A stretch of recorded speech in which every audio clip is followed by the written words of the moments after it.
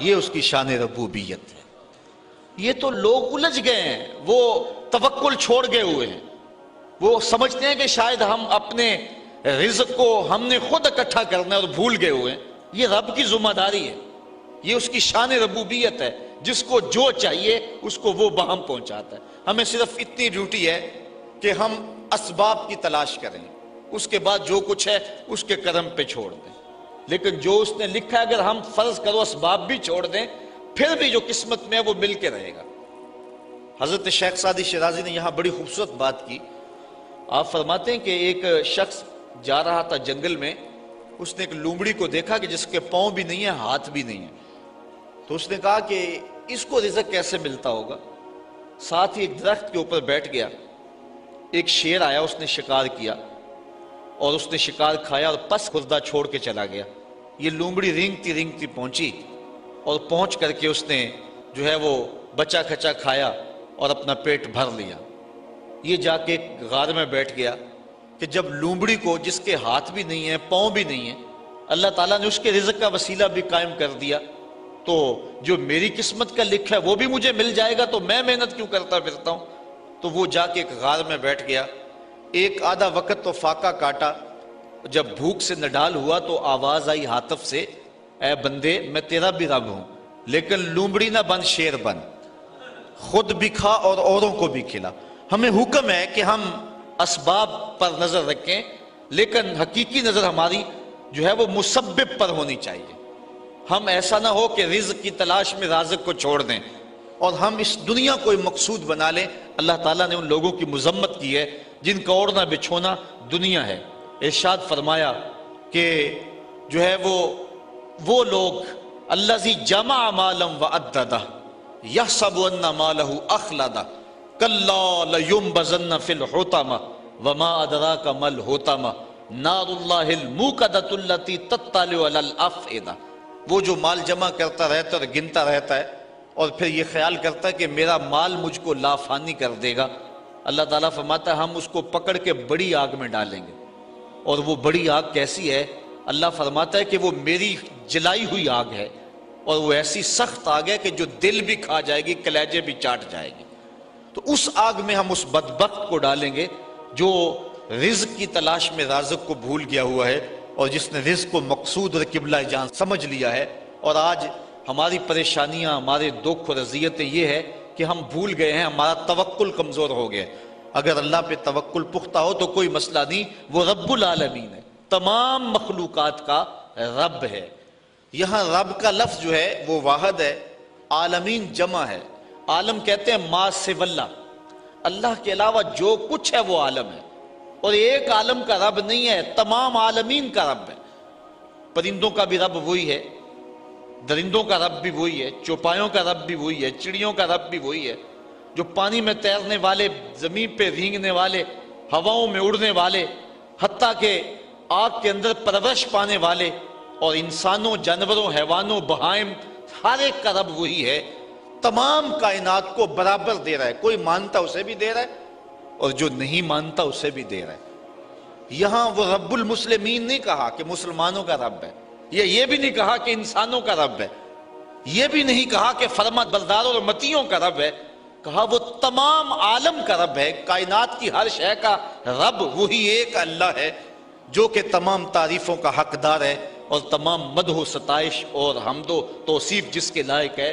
وہ ایک سب کا خالق ہے اور سب کا رازق ہے اور سب کا رب ہے، اور اسی کو زیبا ہے کہ وہ سب کو رزق دے، ماننے والوں کو بھی دے رہا ہے، نہ ماننے والوں کو بھی دے رہا ہے، جو نہیں مانتے ان کو بھی دے رہا ہے، بلکہ ان کو زیادہ دے رہا ہے۔ بلکہ ایک حدیث میں آتا ہے کہ اگر مسلمانوں کی دل شکنی کا لحاظ اور خیال نہ ہو تو کافروں کے گھروں کی سیڑھیاں جو ہیں وہ سونے چاندی کی بنا ڈالوں، اتنا ان کو دوں۔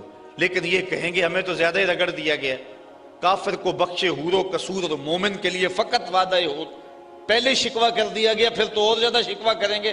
لیکن وہ ہر ایک کا مالک ہے، جو نہیں مانتا اسے بھی دے رہا ہے، جو مانتا اسے بھی دے رہا ہے، جو اس کے حضور سجدہ ریز نہیں ہوتا رب اس کا بھی ہے، اور جو اس کے حضور پانچوں وقت سجدہ ریز ہوتا ہے رب اس کا بھی ہے۔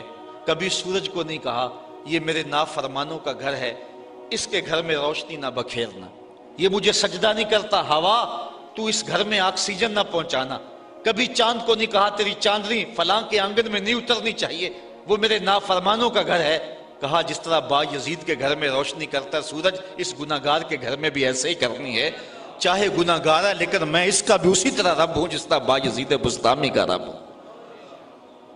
اب تھوڑے سا ایک اور اس پہ نکتہ سمجھنے کی کوشش کیجئے، عالمین اتنے ہیں اور رب ایک ہے، یہاں رب کا لفظ واحد ہے اور عالمین بہت سارے ہیں۔ یہاں یہ بات عقیدے کی سمجھ میں آتی ہے کہ ایک رب کے کئی عالم ہو سکتے ہیں، یعنی کئی عالمین کا ایک رب ہو سکتا ہے، ایک باپ کے کئی بیٹے ہو سکتے ہیں، اور ایک شوہر کی کئی بیویاں ہو سکتی ہیں، ایک آقا کے کئی غلام ہو سکتے ہیں، اور ایک رب کے کئی بندے ہو سکتے ہیں، لیکن ایک بندے کے کئی رب نہیں ہو سکتے، ایک بیوی کے کئی شوہر نہیں ہو سکتے، اور ایک غلام کے کئی آقا نہیں ہو سکتے ہیں۔ یہ شان ہے کیونکہ ایک رب کے کئی مملوک اور کئی مربوب ہو سکتے ہیں، وہ سب پر کرم نوازی فرمائے، لیکن ایک مربوب کے کئی رب نہیں ہو سکتے۔ اور دوسری بات یہاں سمجھنے میں یہ آتی ہے کہ وہ ایک رب ہو کے سب کو برابر دے رہا ہے اور سب پہ کرم فرما رہا ہے اور سب کو نواز رہا ہے، اور ہر بندہ یہ سمجھتا ہے کہ جتنا فضل میرے پہ ہو رہا ہے شاید دنیا کے اوپر میں ہی اس کا بندہ ہوں، یعنی اتنا کرم اتنا فضل ایک ایک بندے پہ۔ انسان ذرا غور کرے، اس کے اندر کے سسٹم، اس کا نظام زندگی، اس کو دیے جانے والی عزتیں، اس کو شہرت، وقار، اس کو دولتیں، اس کی اولادیں، یہ کیا کیا ایک شخص کو دیا گیا ہے، اور ایک رب نے سب کو دیا ہے۔ اس کے کئی بندے ہیں لیکن اس کے باوجود کسی کو کمی نہیں چھوڑی، ہر ایک کو بہم آکسیجن پہنچ رہی ہے، ہر ایک کو ہوائیں پہنچ رہی ہیں، ہر ایک کو سورج کی کرنیں مل رہی ہیں، ہر ایک کو چاندنی میسر آ رہی ہے، رزق کے دروازے پہ خیرات بانٹ رہا ہے ہر ایک کو۔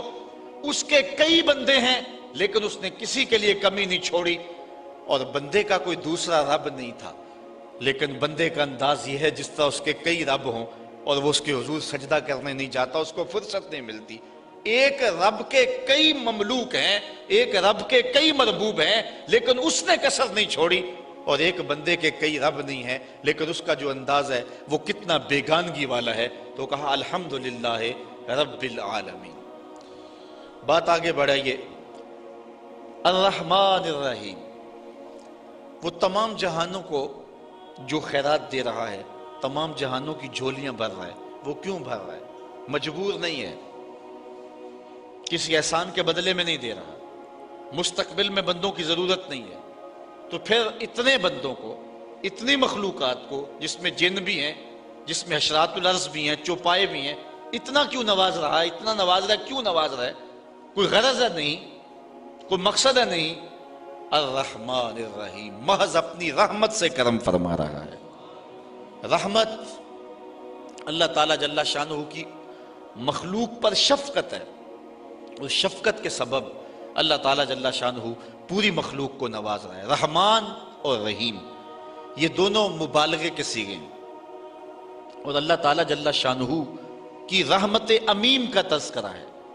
رحمان میں زیادہ جو ہے وہ رحمتوں کا ذکر ہے، یہ زیادہ مبالغہ رحیم سے، اور اسی لیے کسی شخص کے لیے رحمان کا لفظ نہیں بولا جا سکتا۔ عبد الرحیم کو اگر